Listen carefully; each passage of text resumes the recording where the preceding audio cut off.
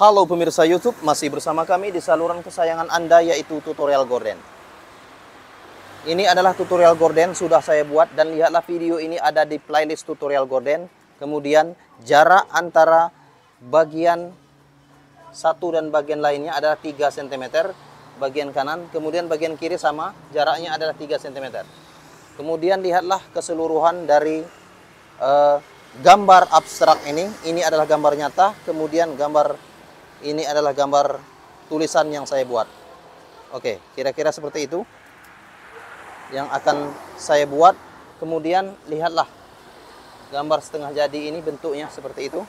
Kemudian jangan lupa untuk klik tombol subscribe and like video kami. Silakan pelajari tutorial gorden ini dari awal hingga akhir, mudah-mudahan untuk Anda bisa membuatnya. Dan gorden ini yang sudah jadi seperti gorden warna merah, yaitu adalah gordennya. Oke, beda halnya di sini adalah saya menggunakan 3 gelombang, tetapi bagian ini adalah saya buat 1 gelombang, yaitu gelombang ini. Oke, terima kasih. Jangan lupa untuk klik tombol subscribe, klik tombol subscribe and like share.